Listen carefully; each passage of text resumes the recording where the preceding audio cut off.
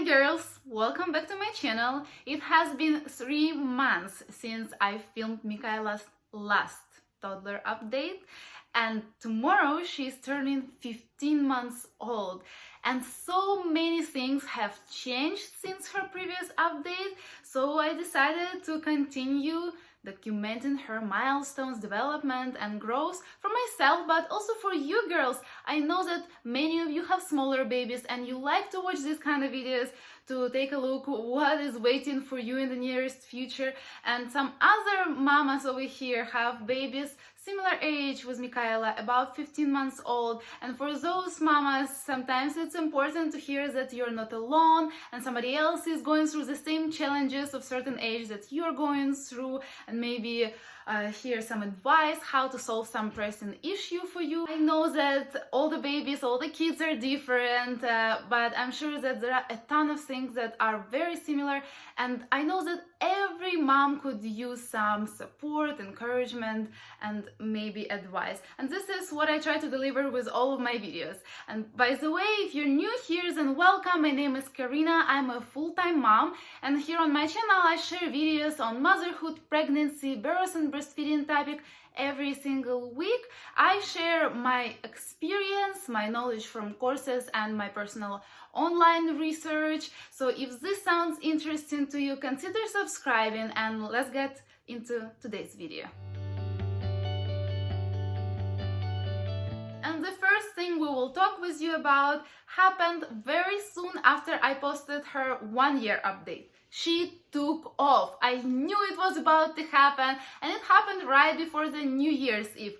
Now she is constantly walking on her own, does it very well. She almost never crawls, and you could see her walk in the Disney trip vlog I posted a few weeks ago. If you haven't seen it yet, I will have it linked up here and in the description below. Watch it after, it's a lot of fun. Now it feels like she has been walking forever, but I rewatched the 1-year update, and when I saw her crawl, it felt like it's been such a long time ago. I don't even remember her crawling so much, and at this moment I really appreciate me doing these updates. If not for this channel, I would probably forget everything quickly, and one day it will be a lot of fun to compare my next baby with Michaela and probably see how different they are. Anyways, I know I'm a little bit emotional in these updates, but I will try to keep a structure here. So since I mentioned Disney, let's talk about road trips and car seats. Orlando trip was the longest trip for her so far. It was 7.5 hours long. Previously, we took another trip when she was 13 months old. It was 5.5 hours long, and unfortunately she still does not like to ride in car seat, and it is very challenging for her and for me. I have to get prepared very well to keep her entertained as long as possible. But as I said in my road trip tips video, let's be real, a long road trip with a baby or a toddler is not possible without screens. Most of the time she was watching her cartoons or my vlogs or funny videos of her on my phone, but I tried everything I could to keep her happy for as long as I could. And if you want, check that video out. I gave all the tips I've learned while I took many trips when she was a baby, and that one, a 5.5 hour trip, I included all the things I've done to keep her happy. So, besides everything, I think she was a champ, as well as me. We only had one tantrum happen on the way back from Orlando home, because that was actually the longest trip. We did not split it, because when we went to Orlando, we actually stayed in the hotel after we drove 5 hours, and the next day we drove 2.5 hours to make it easier on her. But on the way back we made it straight, and she had a meltdown in the end. But we also have a good news: she was able to fall asleep in the car seat on her own, and I think what helped is the new car seat that we got her. It is more comfortable, it has more cushion, the positioning is more upright, and she has more space for her legs in the rear facing position. It should be more comfortable than the one she had before. We used to use the clickable car seat from our travel system from Graco. And despite of the fact that we split the trip going to Orlando, we did face one challenge, and it was teething pain. Yes, she started teething like 2 days before our trip. We were not quite sure it was teething, but all those signs like fussiness from nowhere here and there, some light fever here and there. And last minute I grabbed ibuprofen, the infant ibuprofen in the store, just to have something with me in the car in case she will get intense pain and nothing will calm her down. And it did happen on us, and I had to give her medication. And in fact, that was the first time I ever gave her any medication since she was discharged from NICU. And right now we know that that was teasing for sure, because now she got all 4 of her molars, those big white teeth.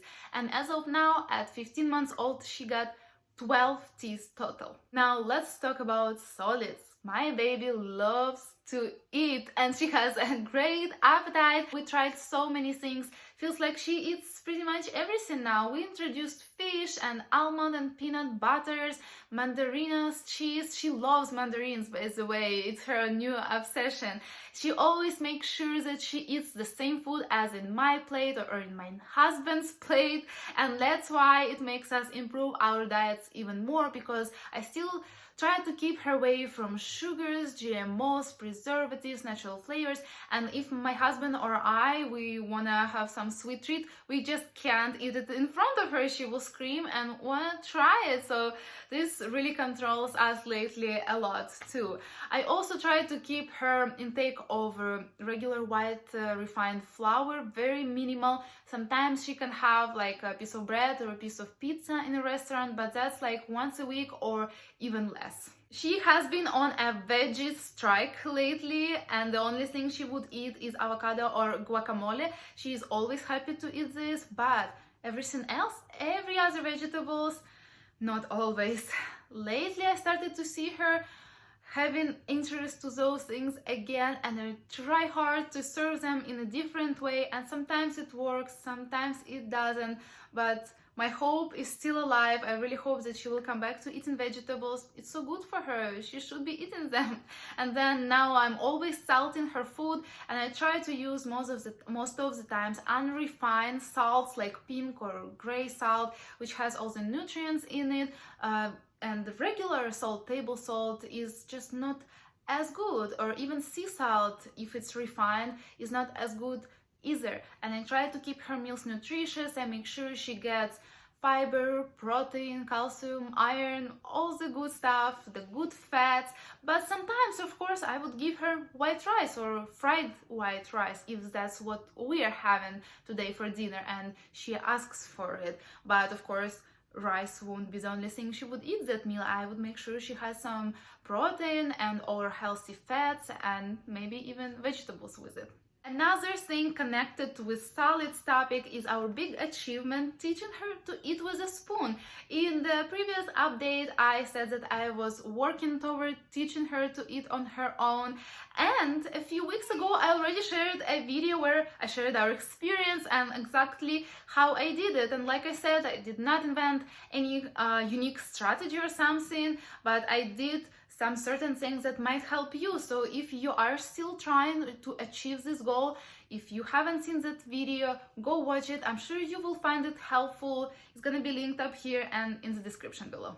Next, talking. Since the last update, she learned at least 2 new words, and they both in my language is lala, which refers to a baby, and dai, which refers to give me. Die lately is her favorite word all day. Give me, give me, give me. And of course she is also talking her own baby language, and she pronounces many different sounds that we just don't understand yet, but it seems like we're gonna recognize more and more new words every day. She is waving hi when we say it in my language, and she does like this when we say bye in my husband's language. That's so sweet. She is also very interested in books, and she listens to me when I tell her to don't touch anything, like shoes for instance, or do not open certain cabinets. I have to repeat it many times, but if I explain her calmly, if I look in her eyes, she won't touch it. Of course, time to time, especially when I don't look, she would try to touch it to see if it's still not allowed, but mostly she listens. I really like that. But something very interesting happened lately. She became wild, you guys. She is a wild one. That's how some people call her in public. She cannot stay calmly anywhere for 1 minute. She won't sit on my lap. She doesn't want to be held. She does not want to walk with you holding your hand. She just want to run anywhere she wants to, especially in the stores and like other public places. And it's been really crazy. She's exploring the world. I understand that, but it's a bit challenging, I would say.